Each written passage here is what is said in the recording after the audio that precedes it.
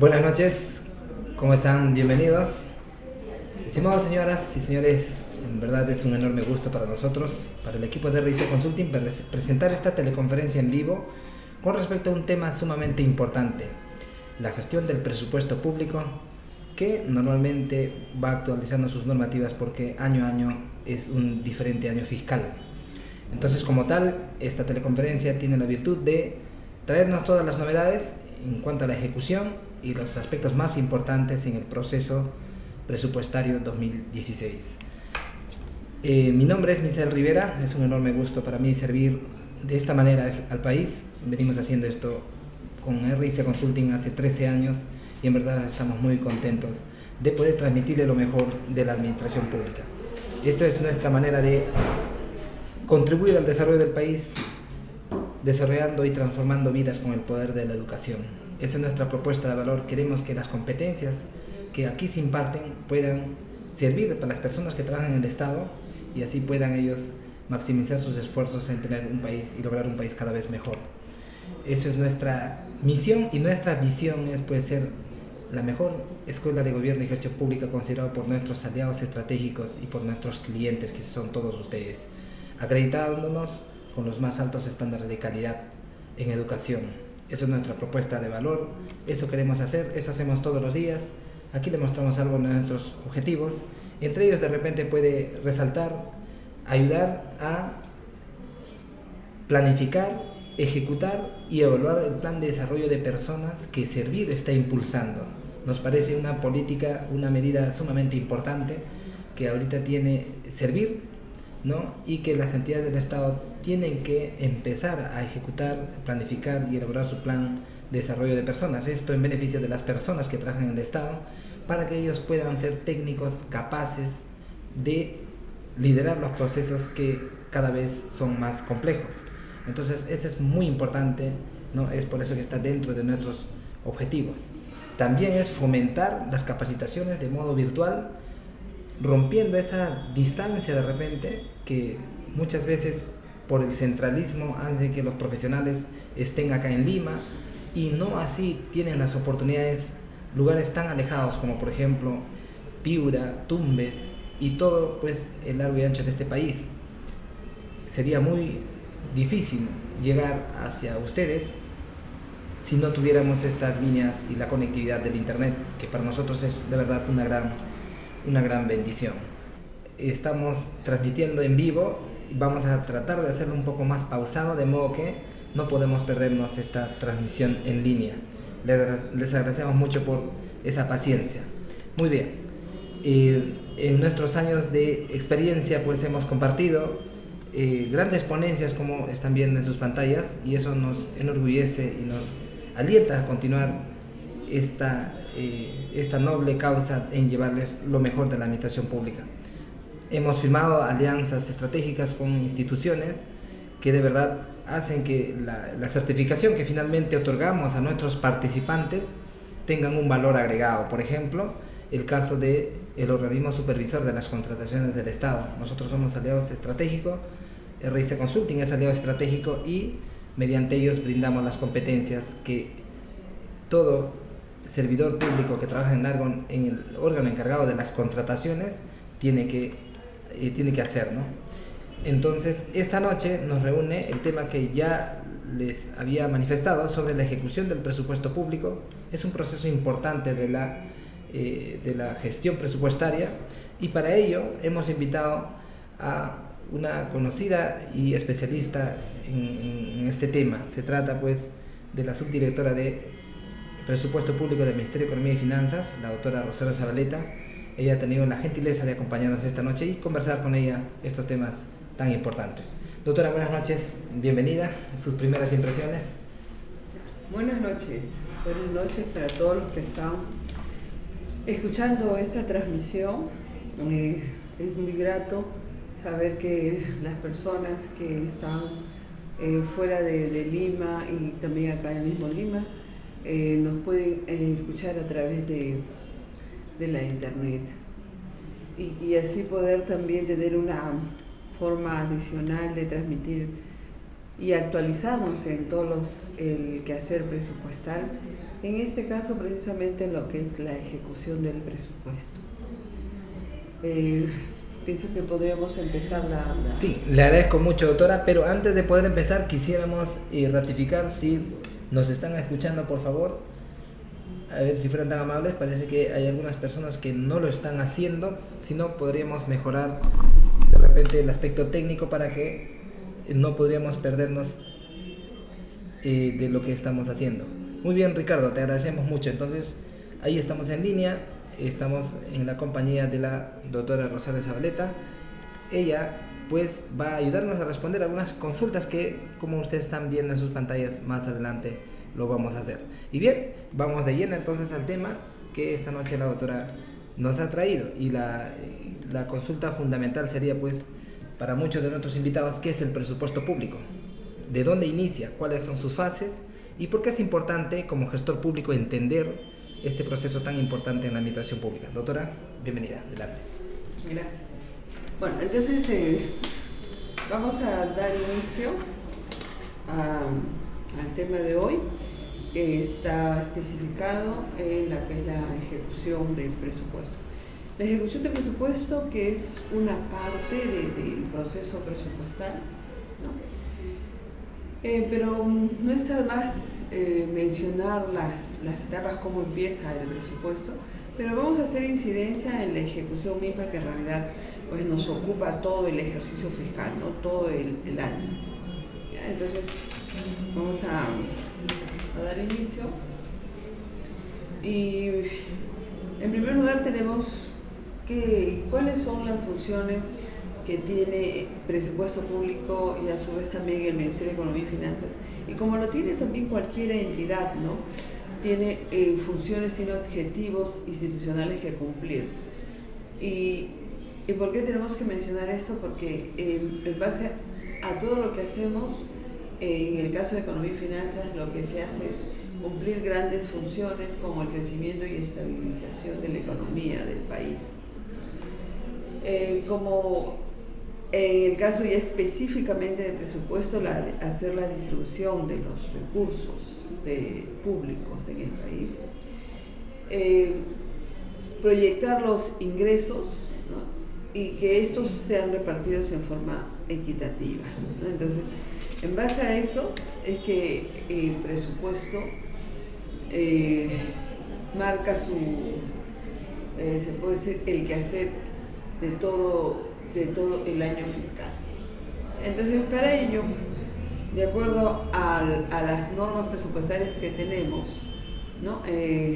Porque es importante todo lo que vamos a decir o podamos mencionar, está en base a las diferentes normas presupuestarias, que no solamente es la ley de presupuesto, la ley anual que va saliendo año a año, sino las diferentes directivas, las diferentes, inclusive otras normas que salen que tienen que ver con la parte presupuestal, como por ejemplo el nuevo reglamento, la nueva norma que tiene que ver con la contratación y las adquisiciones del Estado.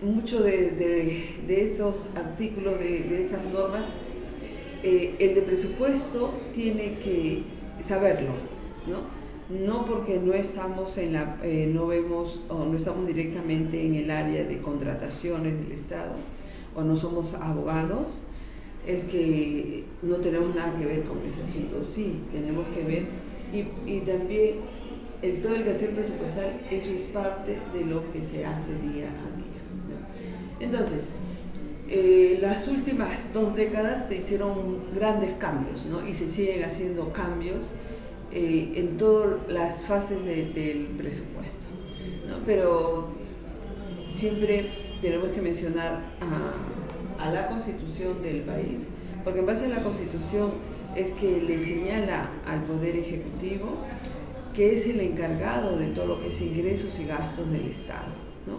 Que se hace a través del Ministerio de Economía y Finanzas, que es un poder del Estado, el Ejecutivo, y que le encarga a su vez a la Dirección General de Presupuesto Público, que está dentro de Economía y Finanzas, ¿no? Que es el encargado, el que tiene que ver con todo lo que es ingresos y gastos del Estado. Asimismo, habíamos hablado de que estas 2 últimas décadas se hicieron grandes cambios. Uno de esos grandes cambios ha sido el marco macroeconómico multianual.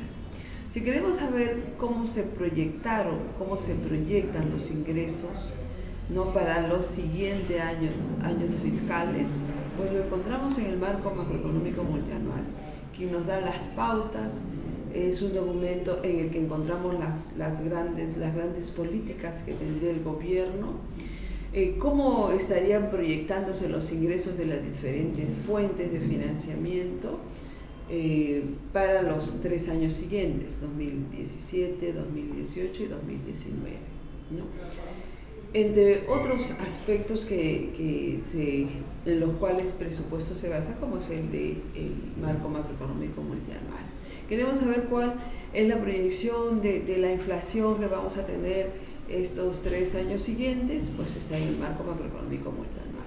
El tipo de cambio que ese promedio que va a ser para cada uno de estos años, igual lo encontramos en este documento, entre otras cosas, ¿no? Pero, ¿por qué lo mencionamos? Porque, como hemos dicho, está la proyección de ingresos y gastos en los siguientes años. ¿Esto qué quiere decir? Que ya tenemos las cifras de a cuánto estarían llegando los montos para los siguientes años, ¿no? Asimismo, se mencionan las otras normas como la ley, la 28112, que es la ley del Sistema Integrado de Administración Financiera, la ley 27783, la ley de base de la descentralización, y las leyes orgánicas de los gobiernos regionales y las leyes orgánicas del gobierno municipal, ¿no? Que con todas estas normas que le hacen a todos los pliegos del sector público, tanto del gobierno nacional, del gobierno regional, como de los gobiernos locales, ¿no? Y que a su vez estos 3 niveles de gobierno son los que conforman todo el presupuesto general de la República, o son todas las entidades que aparecen, digamos, en la ley de presupuesto o en las diferentes leyes de presupuesto anuales, ¿no? ¿No pasó?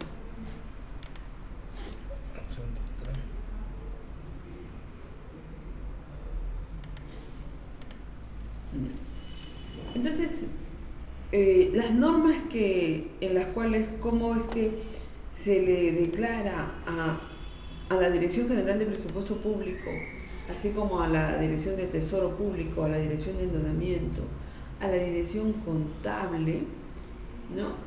Como entes rectores, cada uno de acuerdo a la función que tiene, bueno, eso se les declara como sistema en base a la ley 28112, la ley marco de la administración financiera del sector público, ¿no? Más conocido como la ley SAFI, la ley del sistema financiero. Entonces, estas normas hacen que la Dirección de Presupuesto Público dé diferentes normas para poder llevar a cabo cada una de las fases del proceso presupuestario. Por lo cual tenía que haber de todas maneras una ley general, en este caso del sistema presupuestario, como es la ley 28411, actualmente texto único ordenado de la ley 28411, ¿no? ¿Por qué texto único ordenado? Porque esta ley rige desde el año 2005, pero ya con casi 11 años de vigencia ha tenido cambios, ¿no?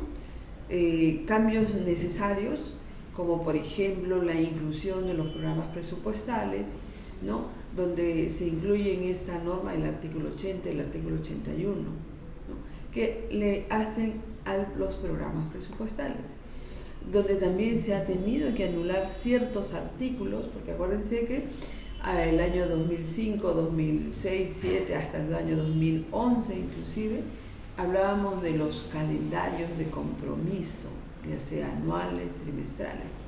Actualmente ya tenemos 4 años con las famosas programación anual de compromiso, ¿no?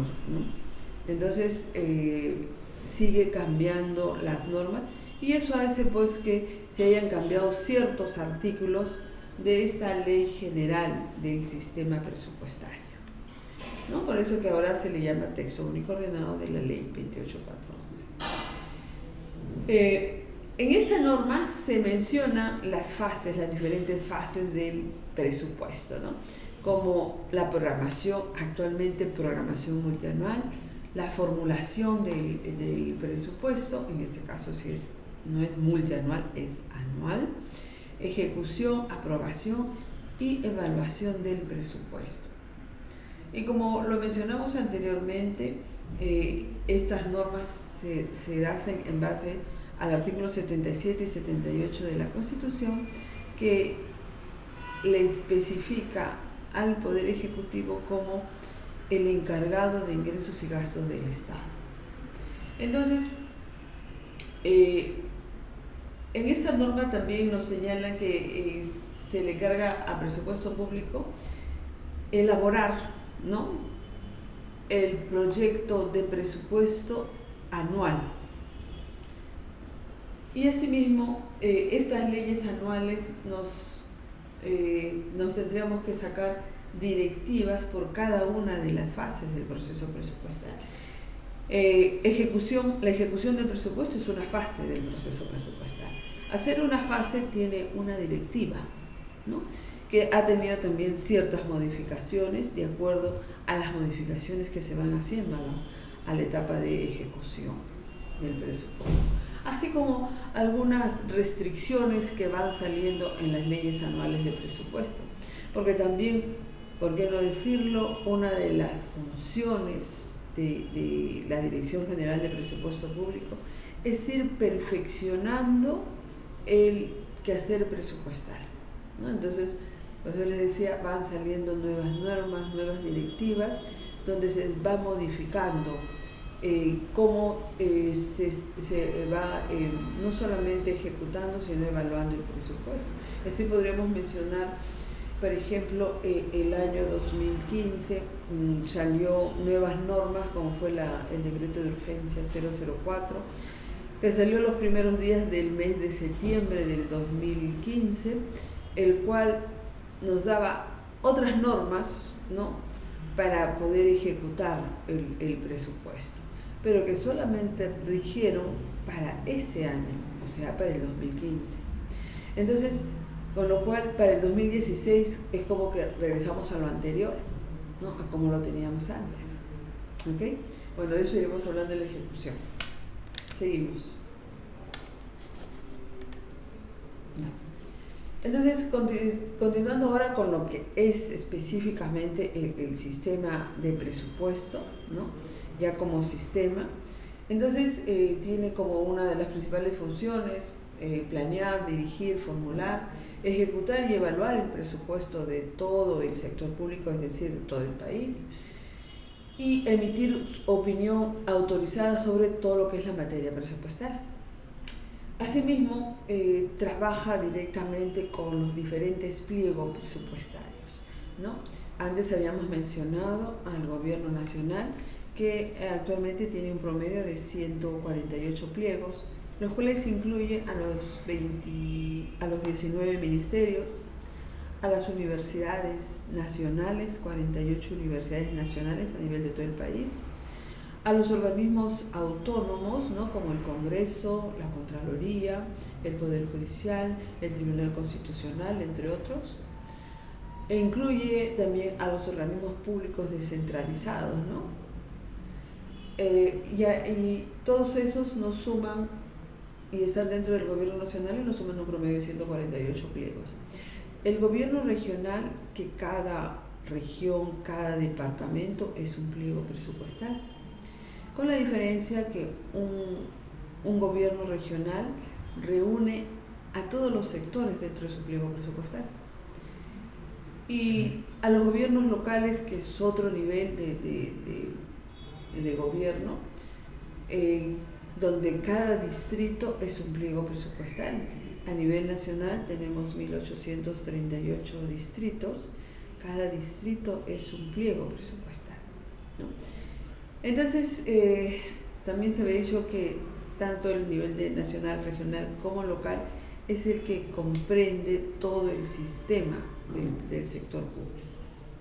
Entonces, con todas estas entidades, todas las normas que se dan, ya sea la ley de presupuesto, la ley general y las diferentes directivas, ¿no? Deben ser acatadas, digámoslo así, por estos tres niveles de gobierno. Entonces, especificando, la Dirección General de Presupuesto Público tiene como función programar, dirigir, coordinar, controlar y evaluar la gestión de todo el proceso presupuestal. Se elabora, en este caso, presupuesto público hace el presupuesto de todo el sector público. Cada entidad elabora su presupuesto, ¿no? Elabora el anteproyecto de ley de presupuesto, el mismo que debe entrar al Congreso para su aprobación. Emite directivas y normas complementarias, ¿no? Sobre nuevas normas que salen, especificándolas, ¿no? Como por ejemplo para este año 2016 en la ley de presupuesto del presente año, la ley 30372, su artículo 12 nos incluye una restricción, digamos una restricción. ¿Por qué? Porque antes se podía modificar, sacarle a un proyecto de inversión recursos y pasarle a otro proyecto, o pasarle recursos a un proyecto nuevo, ¿no? Y así se hacía un nuevo contrato, etc. El artículo 12 prohíbe modificaciones entre proyectos a no ser que sea con informe favorable de presupuesto público. Entonces, cuando se dice emite directivas y normas complementarias, ¿no? Entonces, en base a este artículo se sacó una especie de directiva, ¿no? ¿En qué casos y qué es lo que debe cumplirse para hacer esa modificación? Que fue la resolución directoral 002, ¿no? Salió en enero de este año, ¿no? Orientándonos sobre cómo se harían esas modificaciones o por qué quedaría presupuesto público el ok para que una entidad, para que un pliego presupuestal pueda transferir recursos de un proyecto a otro. También dice, regula la programación del presupuesto, tanto de ingresos como de gastos. Promueve el perfeccionamiento permanente de todo lo que es la técnica presupuestal. Y emite opinión autorizada en materia presupuestal, ¿no? Esas serían las principales funciones de la Dirección General del Presupuesto Público. El titular del pliego, es decir, cada entidad tiene un titular. Este titular es, en cada una de las entidades, es la más alta autoridad ejecutiva, como por ejemplo, en una universidad sería el rector de la universidad. En un ministerio sería el ministro, quien sería el titular del pliego, el titular de la entidad. En el Congreso es el presidente del Congreso, etc., ¿no? Asimismo, ese titular es el presupuesto, es el responsable solidario con el organismo colegiado de esa entidad. O sea, puede delegar a su jefe presupuesto, a su jefe planeamiento, a su administrador, ¿no? A su área jurídica ciertas funciones, pero de cómo se ejecuta el presupuesto, de cómo se modifica, de en qué se gasta, ¿no? De cómo se programa el presupuesto, que está a cargo del jefe de presupuesto. Él es responsable solidario junto con la persona a quien le ha delegado estas funciones, ¿no? Asimismo, dice, efectúa la gestión presupuestaria en todas las fases del proceso presupuestal. Debe lograr los objetivos y metas establecidos en su plan operativo institucional, ¿no? Porque el presupuesto está relacionado directamente con el plan operativo institucional y con el plan operativo y con el plan estratégico institucional. Por lo que otra de las funciones del titular es concordar el plan operativo institucional con su presupuesto institucional y su plan estratégico. ¿Sí? Las funciones específicas de la oficina de presupuesto. Dice, el de presupuesto es responsable, estamos hablando de una entidad, ¿no? El jefe de presupuesto es responsable de conducir el proceso presupuestal de su entidad, de su pliego presupuestal, sujetándose a las disposiciones que emita la Dirección General de Presupuesto Público, que es todas las normas las cuales las hemos mencionado hace un momento, ¿no? O sea, es respetando cada una de estas normas. A su vez, consolida, ¿no? Organiza, verifica y presenta la información, ¿no? Que es requerida muchas veces por presupuesto. Presenta la información, por ejemplo, cuando se le solicita para sustentar su formulación presupuestal. Coordina y controla la ejecución de ingresos y gastos autorizados en los presupuestos, así como sus modificaciones, ya sea en el nivel funcional programático o en el nivel institucional. Entonces, así llegamos a que en la ley, en el texto único ordenado de la ley 28411, se tienen ciertos principios regulatorios. En realidad son un promedio de 12 a 15 principios. Hemos visto los más relevantes, como es uno de los principios del presupuesto, es que nuestro presupuesto tiene que estar equilibrado entre sus ingresos y gastos. Proyectamos ingresos y en la misma cifra se proyecta como gastos. No hay más ingresos, no podemos incluir más gastos. La ley de presupuesto, cuando se autoriza, se aprueba la ley de presupuesto, todavía sigue siendo anual. Solamente se ha modificado la fase de la programación, que se ha convertido en multianual, o sea, es para 3 años. Sin embargo, en el caso de la programación, de la formulación, ejecución y evaluación, todavía lo tenemos para el año, o sea, para el año 2017. Otro de los principios es que es universal, ¿no? ¿Por qué universal? Porque todo lo que tiene la entidad como ingresos y como gastos debe incluirlo al presupuesto, ¿no? Tiene normas exclusivamente presupuestarias, ¿no? Todo lo que tiene que ver con la parte presupuestal debe ingresar en la ley de presupuesto. Tiene la especialidad cuantitativa y cualitativa. ¿Por qué? Porque el presupuesto es aprobado hasta el nivel específico de gasto, hasta el nivel de meta, y también lo podemos ver a nivel pliego, a nivel de sector, a nivel de categoría de gasto, a nivel de unidades ejecutoras, etc. Es integral, integra tanto ingresos y gastos en el presupuesto, y centraliza toda la parte normativa y descentraliza la parte operativa. ¿Por qué centraliza la parte normativa? Porque, como ustedes ven, es Economía y Finanzas quien propone, ¿no? O saca las diferentes normas que van a regir el presupuesto de la nación, de todo el país, ¿no? Y dice descentralización operativa, porque este presupuesto no solamente se ejecuta en Lima, sino se ejecuta en todo el país, ¿no? Por los diferentes pliegos presupuestarios. Entonces, ahora entrando específicamente a la parte presupuestal, ¿no? Vamos a ver cómo empezamos, ¿no? Donde hemos hablado ya de los primeros sistemas: presupuesto, tesorería, endeudamiento y la parte contable. Pero asimismo, habíamos dicho que han habido diferentes modificaciones, ¿no? En todo lo que es la parte de ejecución. Entonces, se ha creado otro sistema, como es el sistema de inversión pública, el famoso SNIP, ¿no? Que no podría entrar un nuevo proyecto, ¿no? o economía, o la Dirección General de Presupuesto Público no podría dar recursos a un proyecto si este a su vez no tiene un código SNIP, ¿no? Que antes tenía un código SNIP y un código presupuestal. Actualmente ese código se ha unificado. Como vemos, como dice la norma, seguimos perfeccionando el sistema, ¿no? También tenemos el sistema de planeamiento estratégico, ¿no? Que está a cargo del pliego CEPLAN.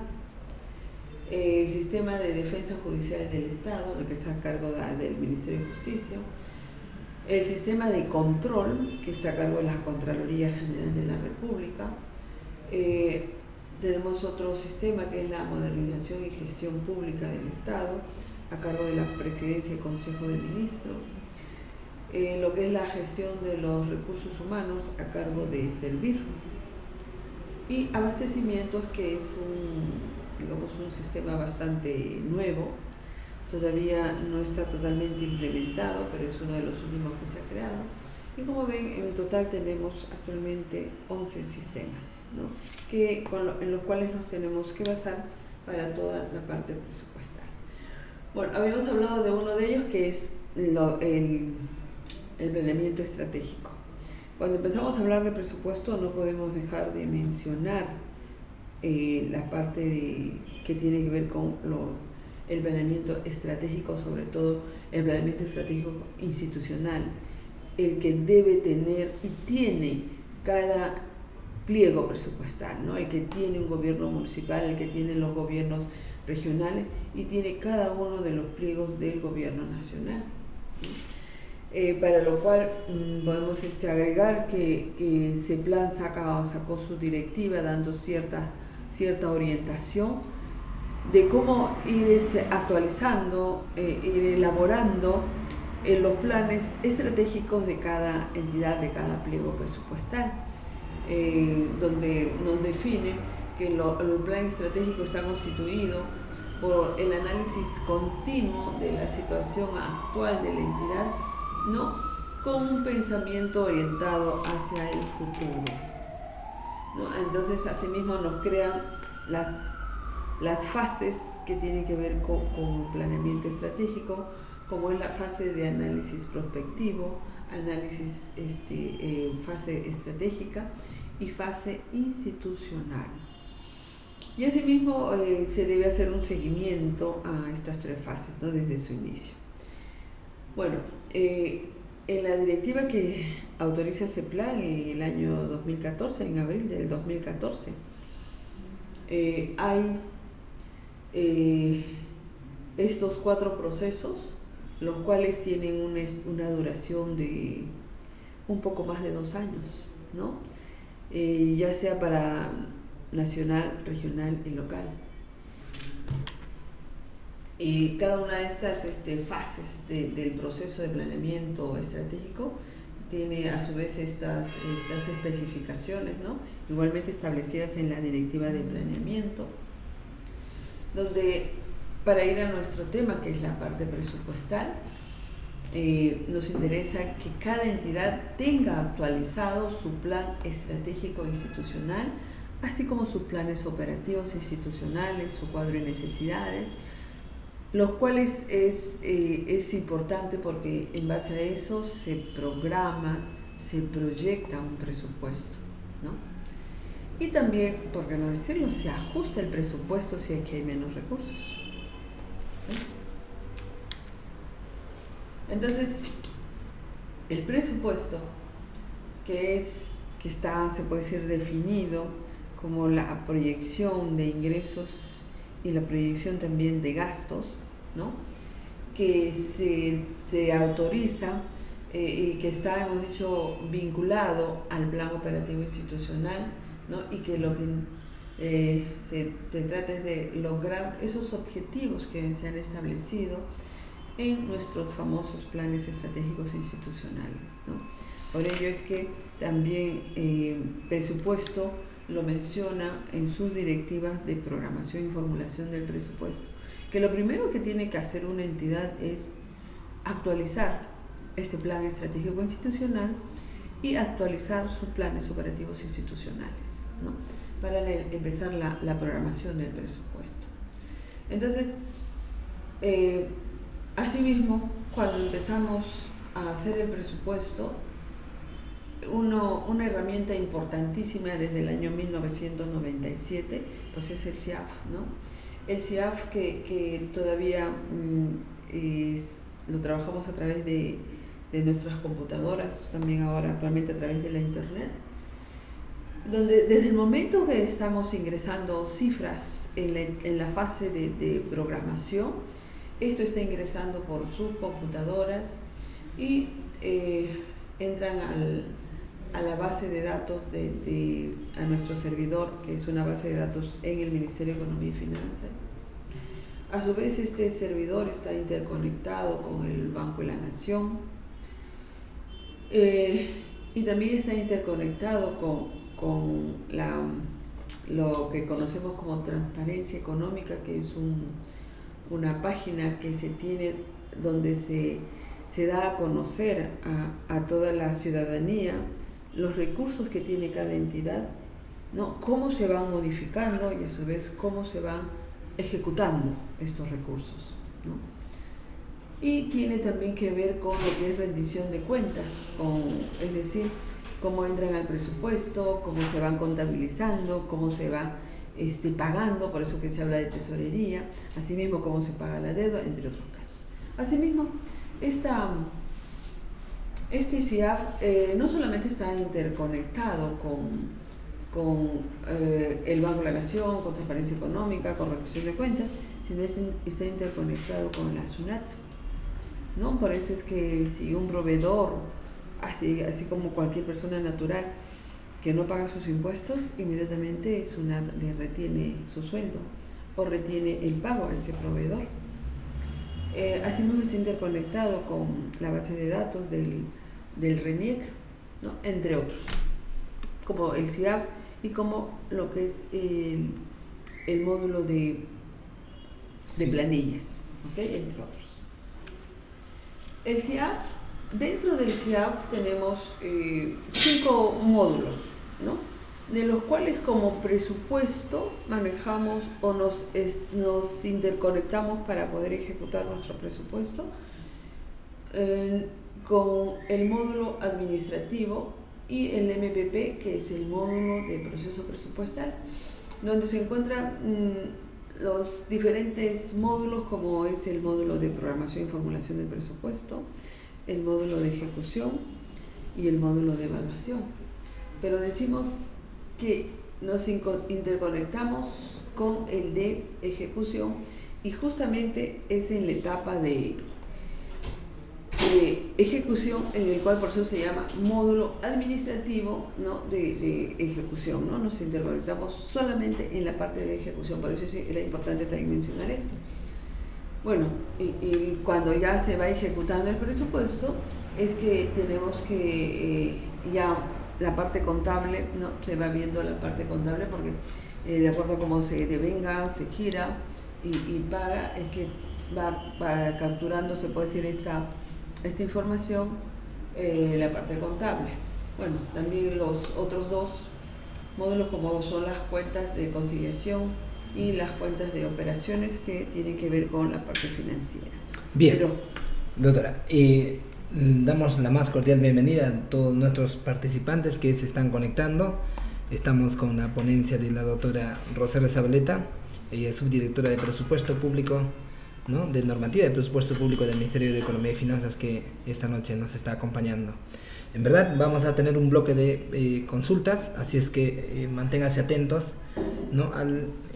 Ya vamos a culminar con esta parte donde es importantísimo conocer la parte normativa con respecto al manejo y la gestión del presupuesto público. Pero doctora, yo quería hacerle una consulta. Sabemos que hay fases en todo el proceso presupuestal, comenzando creo de la planificación. ¿Y cuál es la parte más importante y más sensible para las personas que trabajan en el área de presupuesto? A ver, en mi opinión, sería la parte de cómo vamos a programar a nivel específico, a nivel de metas, a nivel de actividades, ¿no? Y proyectos. ¿Por qué? Porque lo que podamos hacer en esta etapa, digámoslo así, vamos a mencionar las 2 etapas, ¿no? Porque tanto en la programación como en la etapa de formulación todavía tenemos la facultad de modificar el presupuesto, ¿no? A ver, digamos, si nosotros tenemos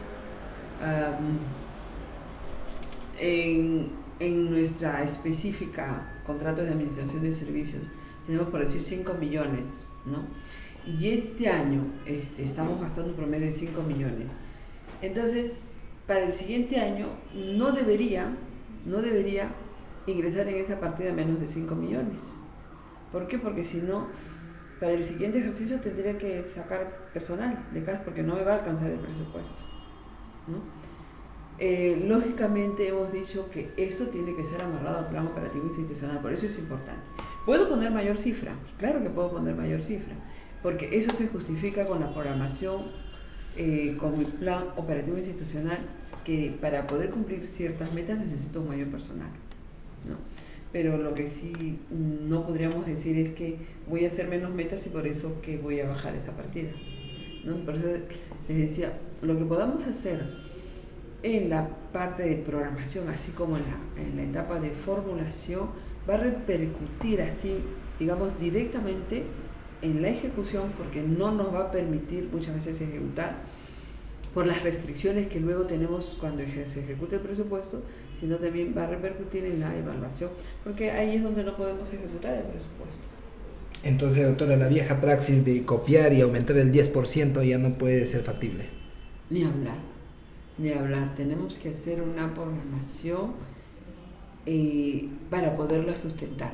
O sea, justamente en este año que quizás tengamos de hecho vamos a tener nuevas autoridades, nuevos ministros, nuevos jefes. ¿Cómo explicar que hicimos un presupuesto dándoles un porcentaje a todo, ¿no? Y cómo quedaría la parte del cumplimiento de metas, ¿no? ¿Cómo explicar que esto no está dentro de mi plan operativo institucional?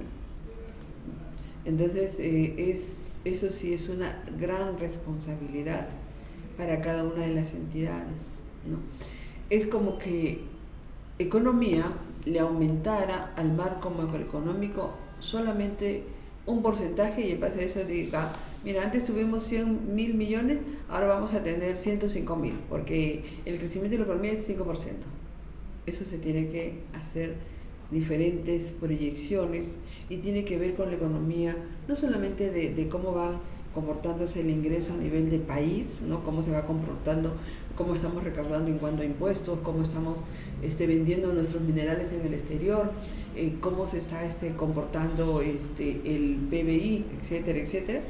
Si no tuviéramos esa información, no podríamos decir, sí, mira, el país va a crecer 5 o 6%, ¿no? Porque eso nos permite sustentar aquí, ya sea en el país, ya sea entre cualquier nueva autoridad, sustentar por qué es que pusimos esa cifra, ¿no? Doctora, tiene que ver con mucha información que se maneja. Hay una consulta que se cae de maduro. ¿Qué le podemos recomendar a las personas que trabajan como jefes de presupuesto? Porque como usted bien lo ha dicho, si bien es cierto cae la responsabilidad en el titular de la entidad, pero también aquí es una responsabilidad compartida con el que asuma el cargo de funcionario público como jefe del área de presupuesto. ¿Cuál es su recomendación? Esto porque, doctora, le pregunto, porque en muchas instituciones pues no se trabaja a profundidad este tema, ¿no? No se recoge incluso de las áreas usuarias todo el requerimiento que ellos van a utilizar para hacer las gestiones que normalmente deberían de hacer. Entonces, ¿cuál es su recomendación? ¿Qué deberíamos hacer? A ver, cuando me dicen que no se recoge en el presupuesto todo el requerimiento, yo le preguntaría, ¿y cómo es que se deja de ejecutar el presupuesto? Tenemos más de un 10% que no se ejecuta. No de una entidad, del 95% de las entidades no se ejecutan. Entonces, ¿por qué? Mi recomendación en base a esto que venimos viendo año a año es que tenemos que tener las cosas claras. Si yo no tengo claro cuánto voy a gastar para cumplir cierta meta, ¿no? y si voy a gastar más o voy a gastar menos, entonces ¿cómo es que me arriesgo a hacer algo? ¿No?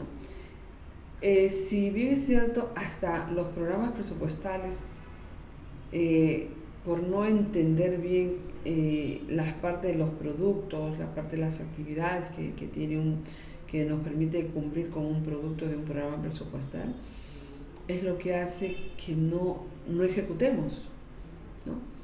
Entonces, pero todo, no solamente dejamos de ejecutar en programas presupuestales, sino también algo en acciones centrales, que es la parte administrativa, y también se deja ejecutar bastante en lo que es asignaciones presupuestales que no resultan en producto. Imagínense si se dieran mayores recursos, ¿no? No solamente tendríamos que exigir a la entidad que se cumpla con sus objetivos, sino pedir cuentas por qué no se ejecutó el presupuesto. O sea, es una gran responsabilidad solicitar recursos y que no se ejecuten, ¿no? Porque ahí sí nos pueden reclamar nuestras autoridades, ya sean las que tenemos o las que vamos a tener a futuras.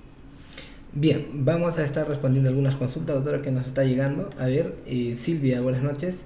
Bien, antes de poder informar la parte de las consultas, hay dos maneras de poder hacerlo. Ustedes pueden hacerlo por el chat, como muchos lo están haciendo. Otros pueden utilizar el micrófono, si es que así lo tienen en sus PCs. Para ello, pueden levantar o darle clic en la mano de color amarillo y nosotros en nuestro panel de control vamos a poder activarle el parlante y nosotros vamos a poder escuchar su consulta. Pero bien, Silvia Aiken, ¿cómo estás? Buenas noches, bienvenida. Nos gustaría saber de qué parte del país te estás conectando, Silvia. A tu consulta es: ¿por qué en la aprobación del presupuesto no se contempla incrementos de solo 2%, teniendo en consideración que cada año, meses, los insumos, bienes y servicios incrementan sus costos? ¿No le parece que no hay consistencia entre lo que se aprueba y la realidad? Es la consulta de Silvia.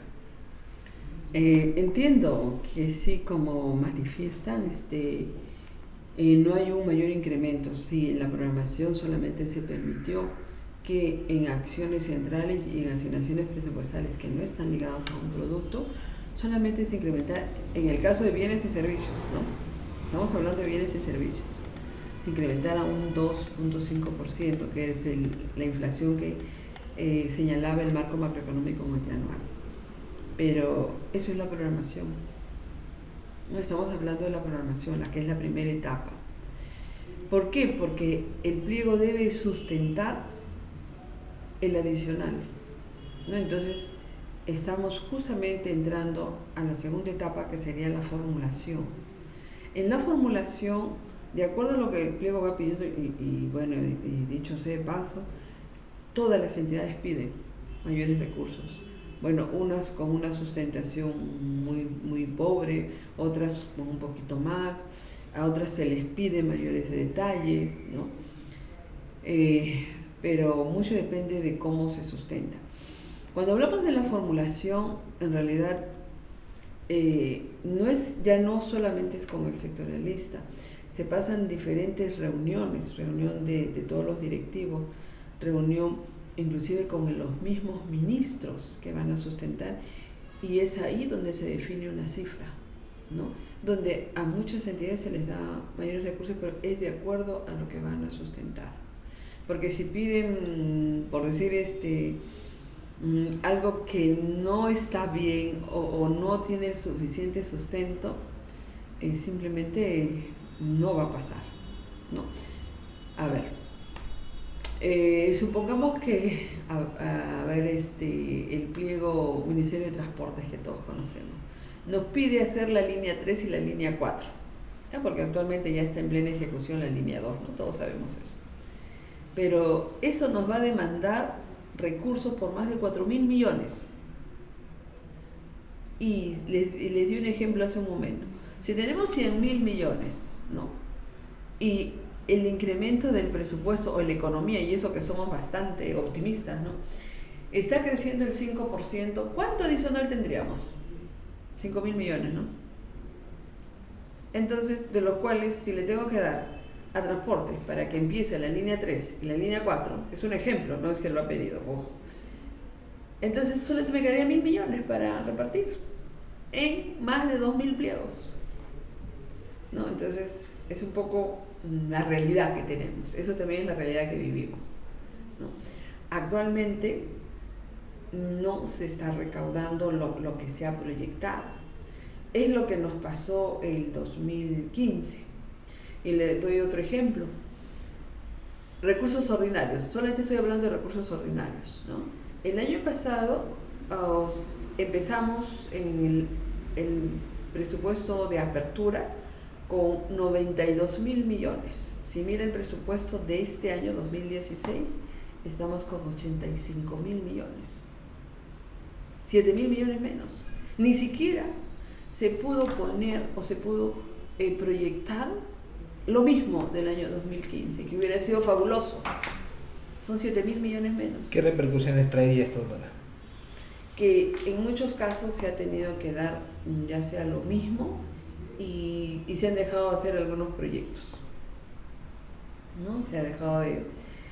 Pero lo que sí, y eso se garantiza, es la parte de las planillas, es la parte operativa de la entidad, ¿no? Y cuando hablamos de las remuneraciones, no solo estamos hablando de la genérica de gasto 1, personal y obligaciones sociales, sino se está hablando de todo el gasto de los contratos de administración de servicios, así como la parte de pensiones, ¿no? Y se garantiza también que se continúe con las obras que están en plena ejecución, ¿no? Por eso iba también a la otra parte, ¿no? No se puede permitir que se aperturen grandes obras o nuevas obras que para el próximo año nos van a demandar pues 500 millones, porque no se podrían dar. Es como abrir zanjas, ¿no? Huecos de zanjas y las dejamos abiertas ahí, ¿no? Entonces, ¿para qué vamos a empezar algo que se sabe que no se va a poder continuar? Entonces es el ejemplo que les puedo dar. Claro, bastante concreto. Doctora, otra consulta. Con respecto a la gestión del año 2015, ¿cuáles son los cambios más sustantivos que han habido en la nueva ley de presupuesto para este año? Ya.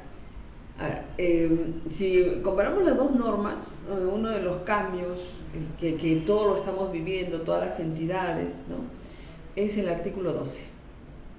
El artículo 12 nos especifica que cualquier modificación que se tenga entre proyectos de inversión, sea por cualquier fuente, no lo dice, no especifica fuente, entonces la norma en general agarra todas las fuentes de financiamiento. Tiene que pedirse informe favorable al presupuesto público.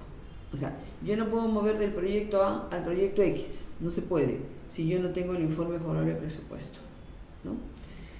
En realidad es todo el año, estamos con este tema. Pero eso tiene, siempre digo, ¿por qué se hace? O sea, no es que el presupuesto quiera fastidiar al pliego, o no es que el presupuesto o economía no quiera que se hagan las obras, ¿no? O no quiere que se hagan nuevas obras, porque ya les dije, la prioridad es que se continúe con las obras en ejecución. Si no, le vuelvo a repetir, ¿para qué se hacen nuevos proyectos o se abren nuevas zanjas si luego no las vamos a poder tapar? Interesante. ¿Sí? Interesante. Y aparte de ello, otro importante que es el día a día es que no le puedo quitar recursos a los gastos básicos como luz, agua, teléfono, internet, celulares, etcétera, etcétera, ¿no? Es una partida que nunca estuvo, digamos, restringida. A partir de este año está restringida, ¿no? Y lógicamente también continúa la restricción de los contratos de administración de servicio. O sea, ahorita en estos momentos, mayo del 2016, y esa partida no puede ser tocada. O sea, no le puedo quitar ni le puedo dar más recursos. ¿Y qué pasa, doctora? Yo de repente no estoy informado y de todas maneras lo habilito y lo ejecuto. No. Si el sectorialista detecta esto, puede hacer dos cosas. O bien le dice a la entidad, ¿sabes qué? Antes de sacar el oficio de observación, te doy 2 días, anula esa resolución, porque ha transgredido tal norma, un artículo de la ley. Y si la entidad no lo hace, va a tener que pasar ese esa resolución que ha transgredido la norma a la Contraloría General de la República, porque en realidad ellos son los que controlan esto, ¿no? Importante. Muy bien, hay una consulta de Ricardo de la Cruz que nos parece sumamente importante, como todas las otras consultas, pero vamos a de repente hacer más objetivos. El MEF está coordinando con el CEPLAN en hacer una directiva conjunta para poder poner fin al divorcio entre la planificación y el presupuesto. Es la consulta de Ricardo. A ver, en el transcurso de lo poco que les he podido decir de ejecución, les dije que nosotros no podemos dejar de empezar un presupuesto si es que no miramos cuáles son mis objetivos, no actualizamos qué es lo que me falta, ¿no? Pero aquí CEPLAN también tiene que ir al mismo ritmo de los cambios que se vienen. Entonces, CEPLAN sacó una directiva, la directiva 001, en abril del 2014. Y se entendía que esa directiva se cumplía para todos los gobiernos, los niveles de gobierno del Estado, en diciembre de este año precisamente. Entonces, ahí viene la otra pregunta. Ni siquiera se ha podido cumplir con el análisis prospectivo a nivel de gobierno nacional. Entonces, en este caso no podríamos decirle CEPLAN, y sabes que yo no doy nada de presupuesto si tú no terminas de hacer tu fase prospectiva, tu fase estratégica y tu fase institucional. Paralizamos el país 2 años, ¿no? O sea, no es que haya un divorcio, es que se tiene que ir al mismo ritmo, ¿no? CEPLAN tiene que continuar, y no saben lo importante que es la planificación, ¿no? Por eso es que en las directivas de programación y formulación se menciona y se le dice a la entidad: tienes que actualizar tu plan estratégico. Si no, no es posible. No es posible dar un presupuesto si tú no tienes. Por eso es que cuando la entidad pide algo, así pida, miren, así pida que se le incremente o que se registre nuevos, que quieren ustedes contratar nuevos registros acá. ¿Qué cosa es lo que se le dice? Tú puedes pedir 1, puedes pedir 10, puedes pedir 50, puedes pedir 100, puedes pedir 200 personas más si tienes presupuesto. Pero economía no es mesa de partes. Y analiza y dice: ¿estas personas qué van a hacer? ¿Qué metas? O sea, ¿en cuánto tú vas a aumentar tu meta para que pidas más gente? ¿Cuál? ¿O tienes nuevas actividades? ¿No? O sea, para economía y finanzas serían 2 formas solamente del por qué se tiene que incrementar personal CAS. Si la entidad tiene nuevas metas que cumplir, o sea, tiene nuevas actividades, nuevas funciones, para ser precisos, ¿no? Si tengo una nueva función, lógicamente quiero una nueva oficina, quiero una nueva dirección y necesito implementar. Se justifica, necesita más personal. Y de repente, mira, antes yo hacía 20, ahora quiero hacer 50. Se justifica, está incrementando la meta, ¿no? Pero si no tiene eso, ¿por qué tendríamos que dar ese pase a ese mayores contratos de personal? Economía está siendo muy específico en esto. Y simplemente, vuelvo a repetir, tiene una razón, porque la entidad pedía todas las semanas nuevo personal. O sea, prácticamente el trabajo de los sectorialistas se ha triplicado, ¿no? Haciendo nuevos registros, analizando, porque no se podía sacar solamente así esos registros. Tanto así que para este año se ingresó al sistema CIAP. Si el sistema CIAP ve que no les va a alcanzar la plata y han pedido 100 personas más, inmediatamente lo rechaza, ya ni siquiera salió una respuesta. No, era la única forma para poder avanzar con todos los pedidos que venían haciéndose. Interesante.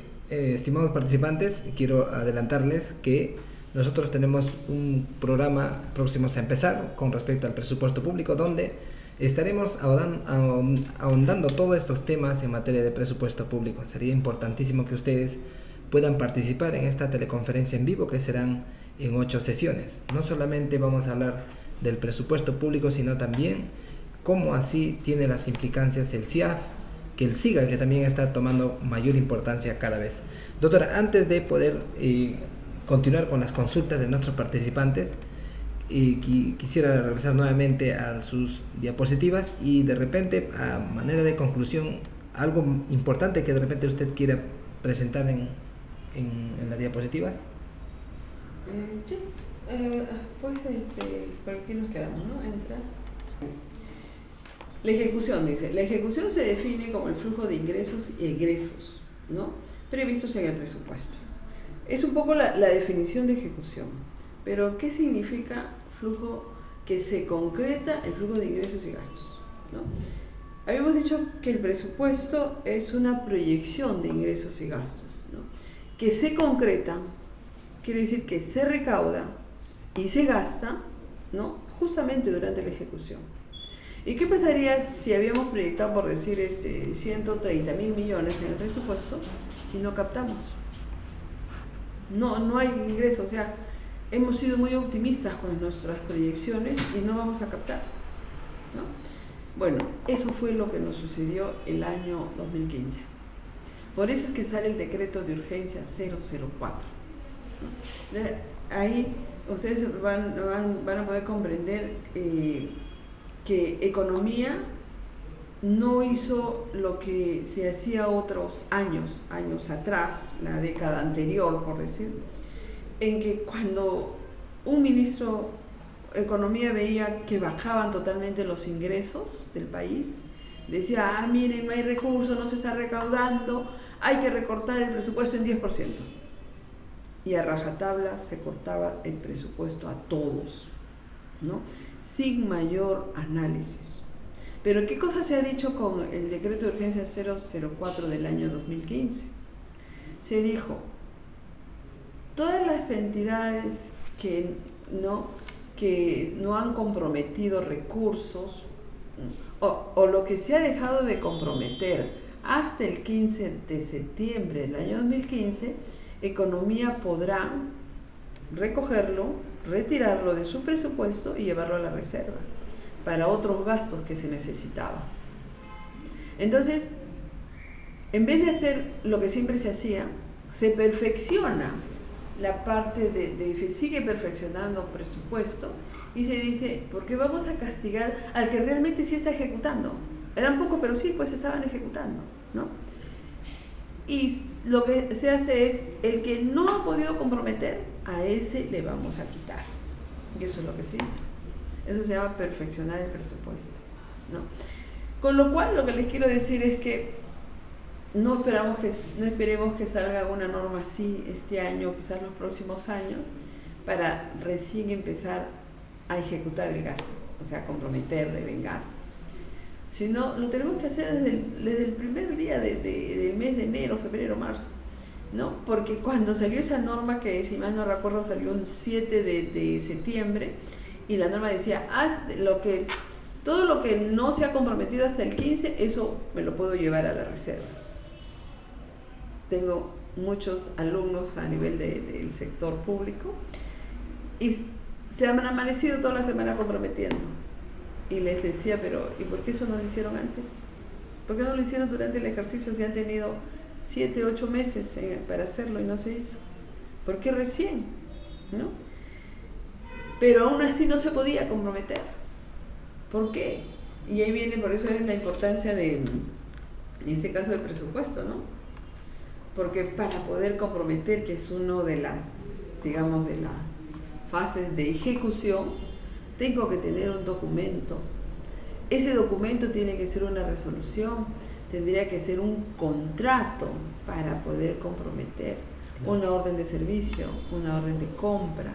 Si no, no puedo comprometer, ¿no? Y si ya me piden un contrato, tengo que tener el nombre del proveedor, el RUC del proveedor, que ganó el proceso de licitación, y no se había hecho, pues. Entonces, ¿qué iba a comprometer?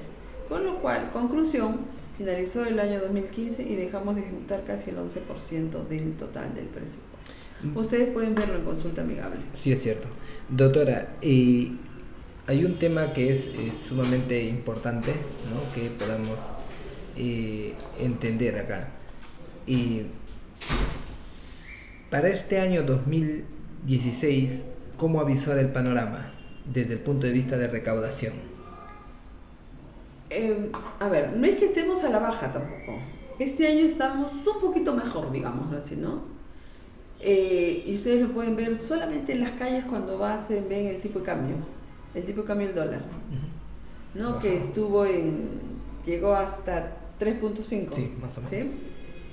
Actualmente está en 3.30, ha llegado hasta 3.28. O sea, es como que estamos, no es que nos estamos yendo para abajo, sino nos estamos manteniendo y con algunas subidas, ¿no? Con lo cual, quizás las proyecciones que se avisoran para el 2017, 2018, 2019 se han mejorado.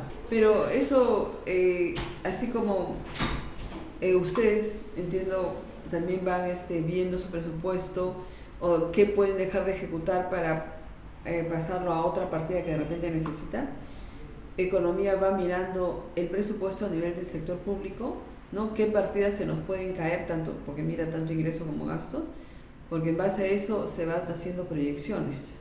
Esas proyecciones un poco nos dicen si nos vamos a recaudar lo que se está especificado en la ley de presupuesto, va a ser más, va a ser menos, porque en base a eso se van haciendo las medidas, ¿no? Por eso es importante la ejecución, no solamente la ejecución de cada una de las entidades, sino la ejecución de economía, cómo va mirando la parte macroeconómica del país. Hay otra consulta que es sumamente importante, doctora, y no podría dejarse de pasar. El PAC ya tiene que estar siendo presentado, estimo yo, en junio, ¿no? Entonces, ¿cómo se están considerando?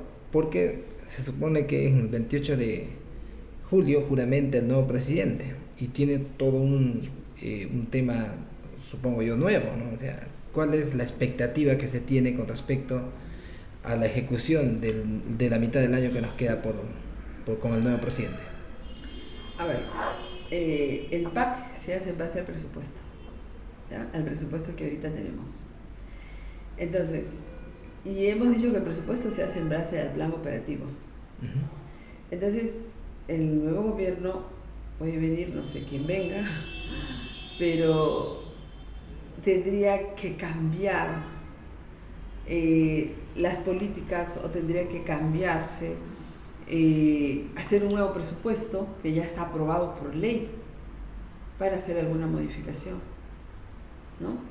Y a su vez la entidad tendría que cambiar su plan estratégico institucional para poder orientarlo a otras metas que de repente quisieran nuestras nuevas autoridades, ¿no? Entonces no es fácil. He ahí la importancia que tiene los planes estratégicos, el plan nacional, los planes sectoriales, los planes institucionales, que ese plan lo proyectó hasta 15 años. ¿Por qué? Porque iba a coger prácticamente 3 gobiernos, porque son planes a largo plazo que no es porque tengamos un nuevo jefe o tengamos un nuevo gobierno, lo que hizo el anterior ya no sirve, ¿no? Y simplemente entran nuevas autoridades y valoran todo lo que se pudo haber hecho bien, ¿no? Entonces eso es lo que se quiere evitar con ese plan. Por eso es que es la importancia que tiene ese plan. Ese plan debe continuar con su metodología y un poco exigir a las entidades a aprobar, ¿no? a elaborar su plan prospectivo, su fase estratégica, su fase institucional, ¿no? Y eso mismo ese plan, porque ese plan en este caso tiene que aprobar cada uno de esos análisis prospectivos. Si solamente hubiera aprobado no solamente del nacional y del regional, porque entendemos que la parte de los gobiernos locales, 1838 distritos, sería imposible cogerlos inclusive en un año, por lo menos 3 años, ¿no? pero al menos empezar con nacional y regional. Así empezó Economía y Finanzas hace 19 años, cuando se implementó el CIAF. Tuvimos un poco que dejar, no de lado, ¿no? Porque se siguió trabajando con los gobiernos locales, sino que se empezó con nacional y regional. Esa fue la meta, desde 1997. Doctora, hay un comentario que Alex Remigio nos hace, y de verdad es muy buena tu apreciación, Alex. Él nos dice: muchos funcionarios y directivos no le dan importancia a los planes estratégicos ni los planes institucionales. Eso es cierto. Si se quiere de repente mejorar el presupuesto, estos planes presentados, otras entidades ni siquiera tienen la intención de mejorar o de plantear uno o adecuarse a la directiva del CEPLAN. ¿Qué recomendaciones tendríamos que dar al respecto? ¿Hay alguna sanción de repente, doctora? Porque si es que no hay sanción, no hay corrección. A ver, esto me hace acordar mucho cuando implementamos el CIAF en 1997 y muchas entidades no querían entrar al CIAF porque simplemente ahí se iba a transparentar todo su presupuesto. Y no solamente transparentarlo, sino que iba a ejecutar con una factura, con un nombre de un proveedor, ¿no? Y nadie quería eso, ¿no? Muchos pliegos no querían someterse a eso. Entonces se fueron a todas las instancias a decir: no, yo no puedo entrar porque yo soy así muy especial, soy muy secreto y no entro. Entonces Economía solamente le dijo, sacó un artículo en la ley de ese año, en la ley de presupuesto, que tenía 2 líneas y decía: a partir del presente ejercicio fiscal, ninguna entidad va a poder ejecutar sus recursos si no es a través del CIAF. Por más que te estaba autorizado por ley el presupuesto, pero todo era a través del CIAF. Entonces, cuando las entidades, bueno, lo primero que se pagan es pensiones, ¿no? Uh-huh. Imagínense cuando los pensionistas fueron a reclamar a estas entidades que no quisieron entrar al CIAF y se dijo: queremos que paguen, denos la plata. No, a través del CIAF dice la ley, yo no puedo ir contra la ley. Entonces, desesperados vinieron a que los ingresáramos al CIAF porque los pensionistas levantaban la entidad, le iban a quemar la entidad, decían, si no les pagaban. Y todos estamos dentro del CIAF. Ni uno se pudo exonerar. Entonces, si ya en un sistema, porque eso también fue la predicción de ese plan y lo dice su directiva, ¿no? Su resolución que sacó, como les decía, en 2014, ¿no? Tiene que haber un sistema donde ellos van a entrar todos sus objetivos y a su vez ese sistema tiene que estar vinculado con la parte presupuestal y a su vez vinculado a la parte de evaluación, porque ese plan es el encargado de hacer la evaluación, ¿no? Porque va a programar metas, objetivos generales específicos, ¿no? Y a su vez para eso cuenta con un presupuesto determinado y en base a eso tiene que ver si se están ejecutando o no. Pero ¿cómo se ve eso? ¿Cómo se hace el seguimiento? A través de un sistema. Lamentablemente nuestro país, nuestra gestión administrativa ha crecido, que tenemos que emplear la tecnología. Y es la forma, pues, ¿no? El planeamiento estratégico, doctora, es un documento sumamente importante, ¿no?, en la administración pública. ¿Con cuánto tiempo es recomendable actualizarlo? Es que ese plan lo programó para varios años. En realidad, el planeamiento estratégico no podría ser menos de 5 o 3 años. Menos no puede ser. ¿Por qué? Porque ya tenemos el marco macroeconómico multianual, que es para 3 años. Tenemos la programación multianual, que es para 3 años, ¿no? Y ese plan estaba muy bien, bueno, en mi opinión, es mi opinión propia, haberlo hecho para más de 15 años, porque hablaba del 2025, hablaba del 2030 inclusive. Estuvo para mí perfecto. ¿Por qué? Porque si hablábamos, por ejemplo, de metas que tienen que cumplir salud, educación, todos queremos que se mejore la educación, todos queremos que se dé un mejor servicio de educación. O sea, ¿qué tendría que cambiar ahí? ¿No? Es lo que siempre tiene que hacer el Estado. El Estado ha sido creado, tiene que velar por la mayoría, ¿no? igual en el resto de entidades. Entonces, ¿qué modificación podríamos hacer ahí? Antes cumplir con la función a la cual nos han encargado. Sí, pues, en una deducción completamente sencilla, la planificación es sumamente importante. Yo cómo podría disponer una plata si no sé en qué voy a gastar. Ya tiene una meta. Así es, efectivamente. Muy bien, hay otra consulta que también nos ha hecho Carlos. Este es más de tema de ejecución. ¿Cuál es la diferencia entre disponibilidad presupuestal y la certificación presupuestal? Bien.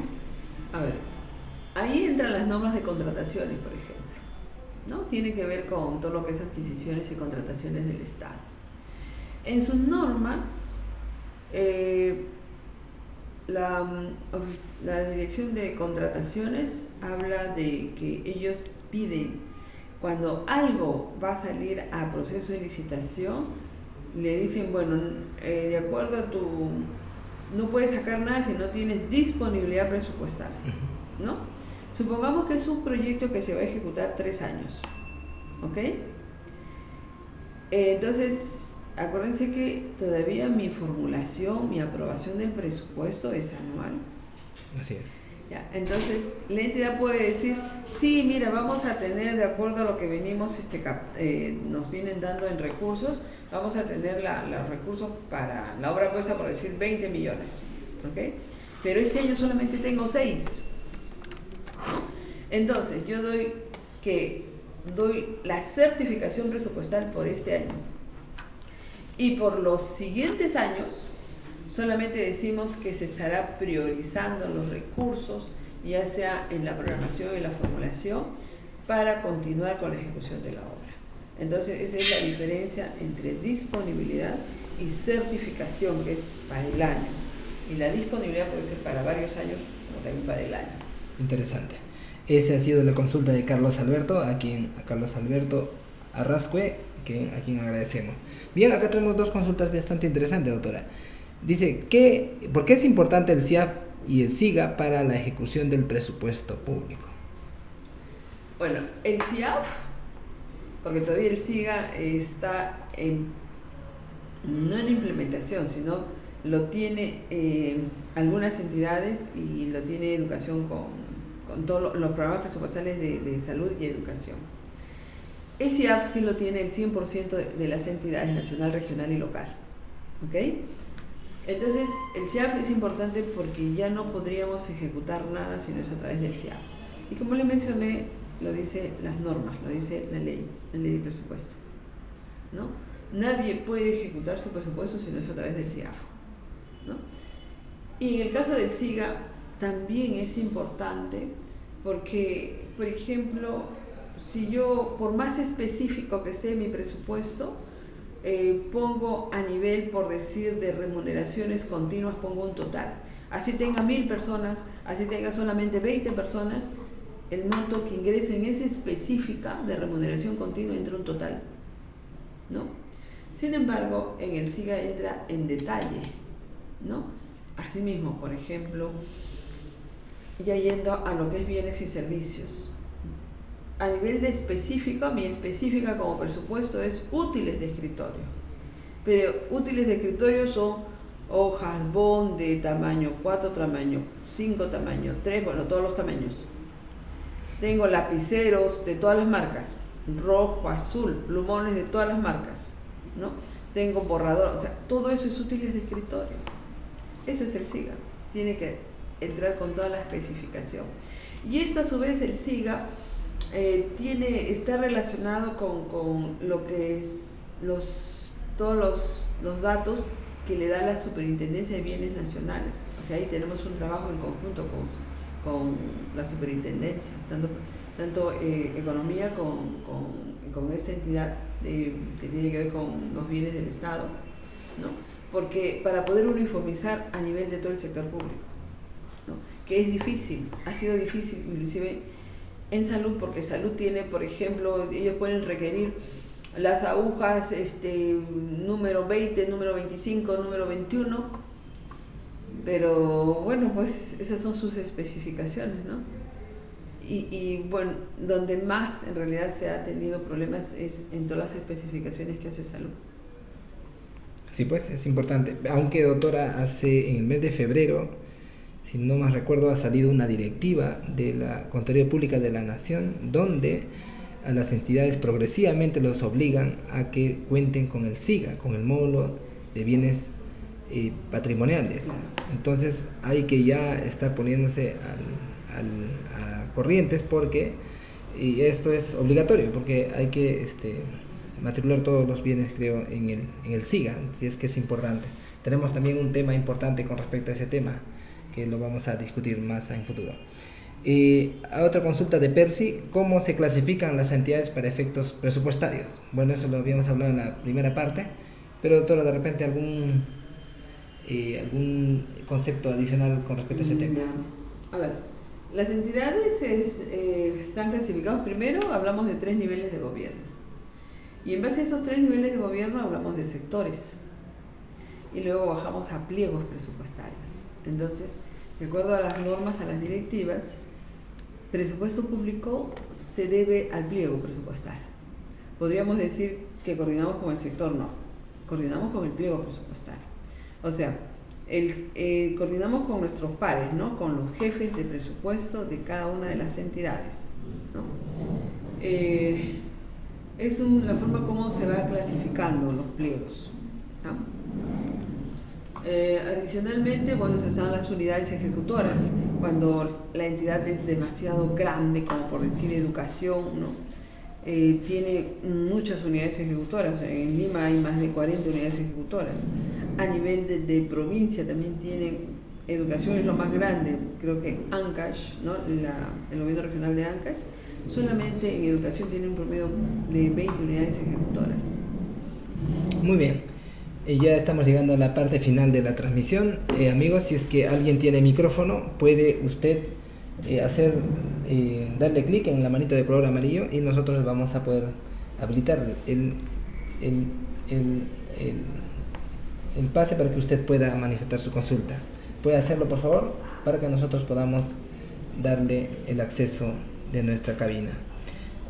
Algunas recomendaciones, doctora, recomendaciones finales para que las personas que trabajan en el área de presupuesto lo tengan así bien en claro, teniendo en cuenta ahora que ya se viene un nuevo gobierno, probablemente ellos ya no estén en el cargo.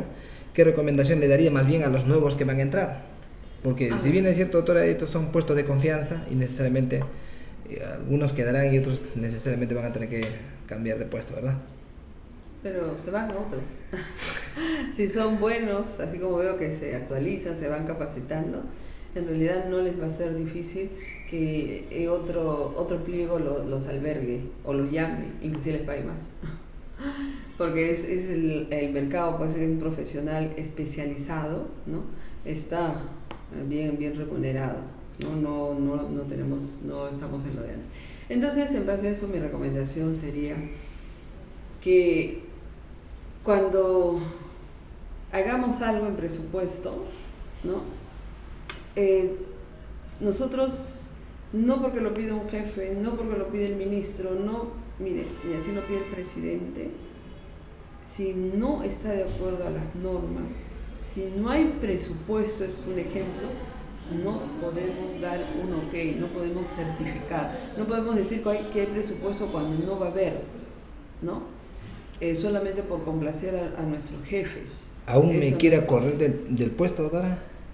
Aún así, es mejor que nos cambien, que nos saquen, a cometer un error de estos que nos puede costar un proceso administrativo. Con una mancha de ese tipo, sí, nadie nos va a querer. Entonces, tenemos que ser firmes en eso, ¿no? A muchos de mis alumnos les aconsejo esto y si algo no se está haciendo bien, es mejor dar un paso al costado.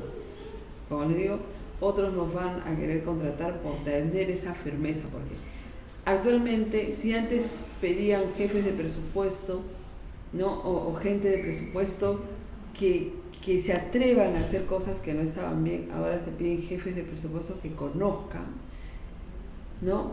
Que me cuide las espaldas. Eso es lo que dicen ahora los jefes. Yo necesito gente que conozca, ¿no? Que conozca y esté dispuesto a decir no cuando sea necesario.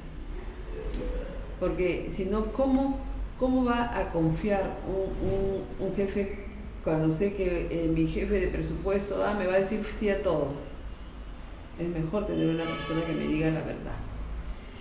Y en todo caso dejar cosas por escrito, ¿no?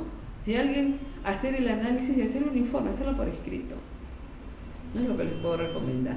Y felicitarlos además porque veo que siempre hay jóvenes, hay personas de todas las edades que las encuentro y siguen capacitándose. Porque presupuesto es muy dinámico. Prácticamente siempre hay modificaciones, siempre hay una forma de cómo hacer las cosas, de hacerlas mejor. Y si no se pueden hacer, no, pues porque como ya les dije, tiene una finalidad, ¿no? Y cada vez hay más controles. ¿Sí? Doctora, y esa es la recomendación para aquellas personas que están avisadas y de repente tienen esas competencias, pero hay de aquellos que no conocen. Exactamente. Y ¿no? eso es un gran porcentaje de la administración pública que no saben, muchas veces ni siquiera están actualizados, ¿no? Y es de verdad bastante lamentable. Pero no es así, nuestros invitados de esta noche ya tienen la posibilidad de poder participar en estos programas que hemos dispuesto, así que no hay excusa para que usted no lo haga. La doctora Rosario Zabaleta va a estar con nosotros, el doctor Lago Castañeda también estará con nosotros, él es un alto funcionario público que vamos a invitarlo, y así hay personas que conocen mucho de este tema, no solamente a través de los años, sino también dictan cátedras en distintas universidades, así es que es muy importante que ustedes puedan matricularse y separarse un tiempo. Tenemos programas presenciales y también virtuales. El 19 de mayo empezamos.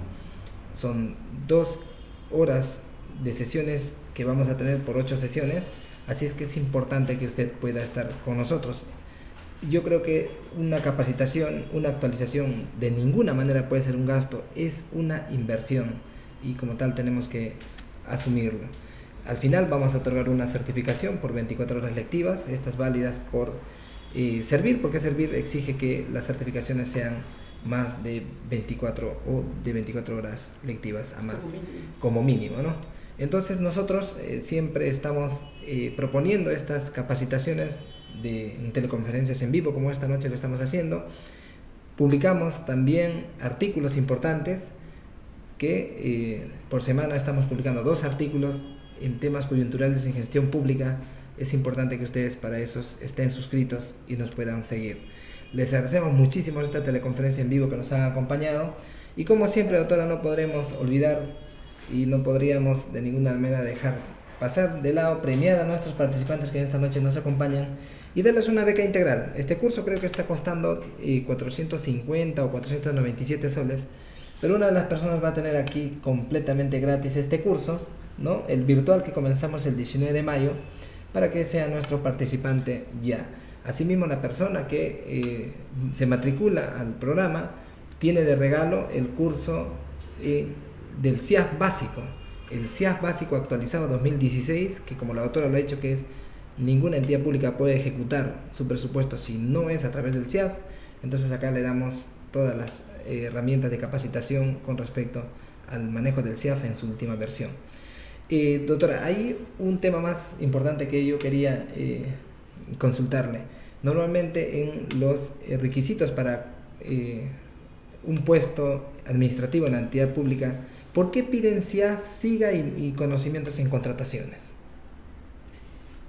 ¿A qué puesto estaría yendo esa persona? Administrativo, en el área de administración, presupuesto, contabilidad, tesorería, si va a estar en logística. la parte administrativa, si está en logística, si está en presupuesto, si está en la parte contable, sí tendría que tener conocimiento de lo que es contrataciones, ¿no?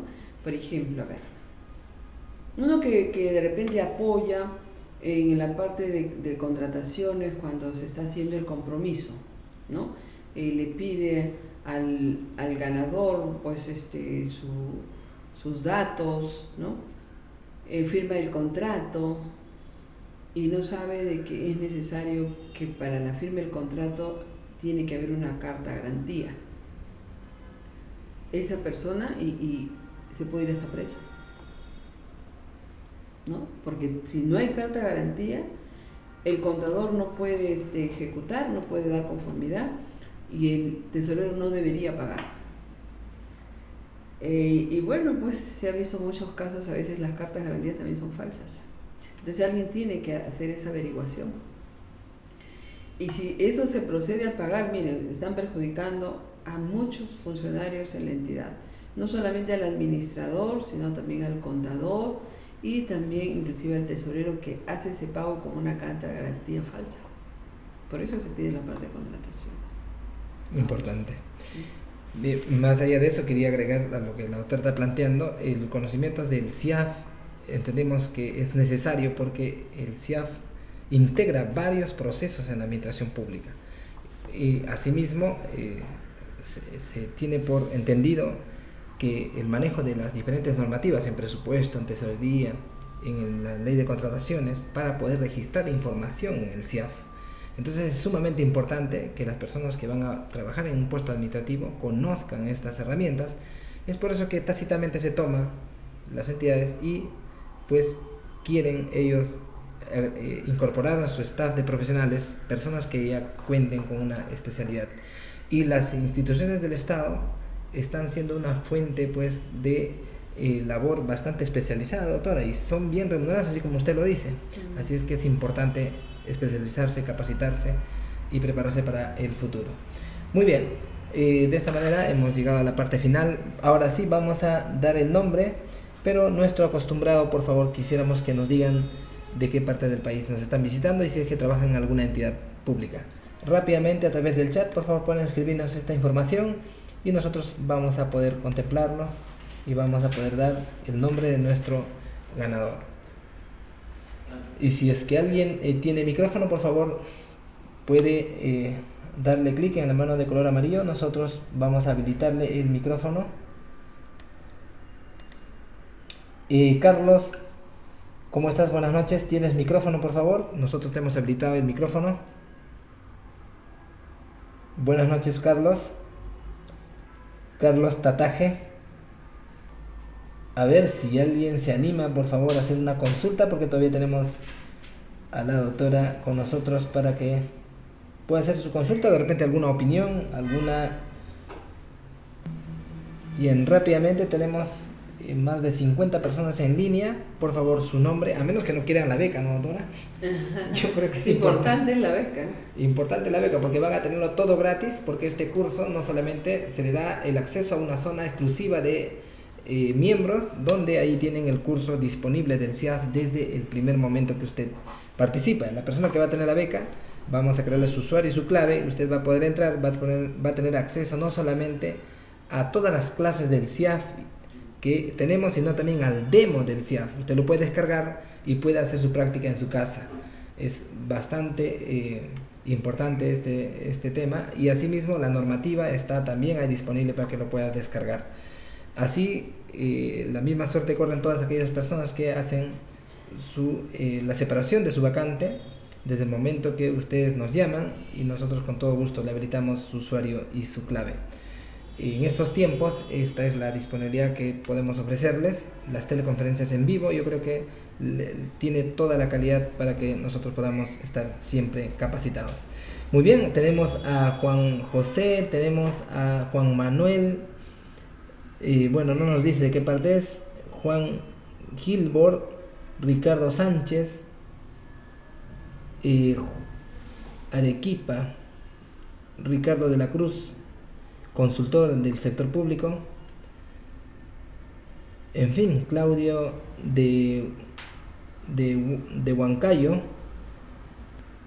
Doctora, tenemos conectados de todas partes del país, así es que por favor vamos a salir solamente un momento y vamos a otorgar la beca que le hemos prometido. Bien, ya tenemos a nuestro o a nuestra ganadora de esta noche, pero antes de concluir este tema yo quisiera preguntar a la doctora, ¿por qué es importante participar en un programa de presupuesto público en gestión pública, doctora? A ver, desde mi punto de vista, presupuesto público, si no tenemos recursos, no procede. ¿Qué es lo que vamos a registrar? No habría, no funciona la parte contable, no funciona la logística, no funciona nada. ¿no? Así una entidad esté creada, no esté en la ley creada, si es que no tiene presupuesto no puede empezar a funcionar, ¿no? Porque es con el presupuesto es que empezamos a trabajar, ¿no? Y presupuesto coge el recurso, coge todas las coge todas las fases, ¿no? Tiene que ver con la parte contable, con la parte patrimonial, con logística, con contrataciones del Estado, con el Sistema Nacional de Inversión Pública, ¿no? Tiene que ver con tesorería, ¿no? Con la parte administrativa, etcétera. O sea, es como que el que maneja presupuesto tiene una mirada global de todo lo que es la gestión pública. Por eso pues, es importante. Muy bien, le agradecemos mucho entonces, doctora, su participación esta noche, y nuestro ganador o ganadora de esta noche es Jacqueline Parra Horna. Ella es del Ministerio de Educación de acá de Lima. Felicidades, Jacqueline, es un enorme gusto tenerte como nuestra participante en este curso que vamos a empezar a desarrollar el 19 de mayo en la modalidad virtual. Así es que te agradecemos mucho por tu participación, y por favor tus datos en el chat. A todos nuestros participantes les agradecemos mucho por su participación y los alentamos y los motivamos a que continúen en esta línea que es la mejor. Servir a este país con las competencias que debemos manejar, yo creo que es de nuestra responsabilidad, ¿no? Muchas gracias, y tengan ustedes, muchas gracias también, doctora, y tengan ustedes muy buenas noches.